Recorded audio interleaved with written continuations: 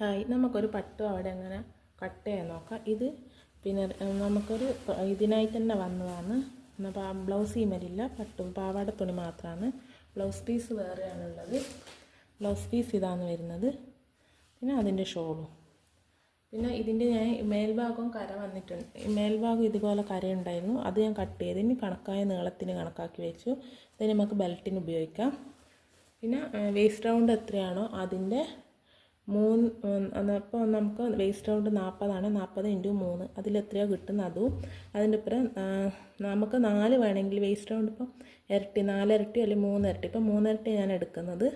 4 ഇരട്ടി എന്ന് വെച്ചാൽ ഇപ്പോൾ നമുക്ക് വേസ്റ്റ് റൗണ്ട് 40 40 × 4 അങ്ങനെ കണക്കാക്കി നമുക്ക് വേസ്റ്റ് റൗണ്ട് എടുക്കാം. എന്നിട്ട് നമുക്ക് ഇതിൻ്റെ താവ് എത്രയാണ് നമ്മൾ ആവശ്യത്തിനനുസരിച്ച് അത് കട്ട് ചെയ്തെടുക്കുക. പിന്നെ നമുക്കിതിന് ഓരോ എത്ര ഇഞ്ചിലാണോ നിങ്ങൾക്ക് ഫ്രില്ല് എടുക്കേണ്ട ആ കണക്കിൽ നമ്മൾ പിന്നെ ഫ്രില്ല് ചെയ്ത് അടയാളപ്പെടുത്തിയിട്ട് ചെയ്യാം. നമുക്ക് സ്റ്റിച്ച് ചെയ്യുമ്പോൾ വേണമെങ്കിൽ അങ്ങനെ അടയാളപ്പെടുത്തി സ്റ്റിച്ച് ചെയ്തെടുക്കാം. അല്ലെങ്കിൽ നമുക്ക് പിന്ന് കുത്തിയിട്ട് മുട്ട സൂചി പോലത്തെ എന്തെങ്കിലും കുത്തിയിട്ട് ഫ്രില്ലാക്കിയതിന് ശേഷം സ്റ്റിച്ച് ചെയ്യാം. ആദ്യം ഞാൻ എടുക്കുക 2 ഇഞ്ച് നമ്മളിവിടെ അടയാളപ്പെടുത്തും. ഇത് നമുക്ക് മടക്കാൻ ഉപയോഗിക്കില്ല, കാരണം അത് നമുക്ക് വൈകിയ തയ്യൽ തുമ്പിനും എല്ലാം ചെയ്യാൻ വേണ്ടിയിട്ടാണ്. അതിന് ശേഷം പിന്നെ 2 ഇഞ്ച് രീതിയിൽ അടയാളപ്പെടുത്തുക. ആദ്യം ഞാനിതൊന്ന് കട്ട് ചെയ്ത് ലെവലാക്കട്ടെ, എന്നിട്ട് എങ്ങനെയാണെന്ന് കാണിച്ചു തരാം. ഇവിടെ ആദ്യം നമ്മൾ 2 ഇഞ്ച് അടയാളപ്പെടുത്തുക. പിന്നെ മൊത്തം നമ്മളിതുപോലെ അടയാളപ്പെടുത്തി വെക്കുക 2 ഇഞ്ച് വീതി. ഞാൻ 2 ഇഞ്ച് വീതിയിലാണ് ഫ്രില്ല് എടുക്കുന്നത്. 1.5 ഇഞ്ച് വേണേൽ 1.5 ഇഞ്ച് എടുക്കാം. നമ്മൾ 2 ഇഞ്ചിൽ എല്ലായിടത്തും അടയാളപ്പെടുത്തിയിട്ട് കാണിച്ചു തരാം. ഇനി നമുക്കിതെങ്ങനെ ഫ്രില്ലിന് മടക്കാം. ആദ്യത്തെ 2 ഇഞ്ച് നമ്മൾ ഒഴിവാക്കും.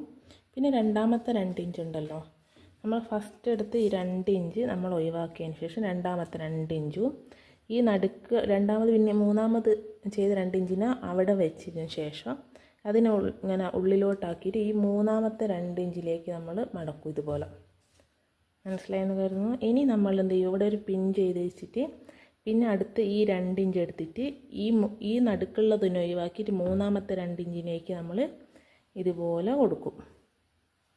അങ്ങനെ ഇതുപോലെ വരും. നമുക്ക് ഇവിടെ പിൻ ചെയ്യണമെന്നില്ല, നമുക്ക് സ്റ്റിച്ച് ചെയ്യുന്നതിനനുസരിച്ച് ചെയ്താലും മതി.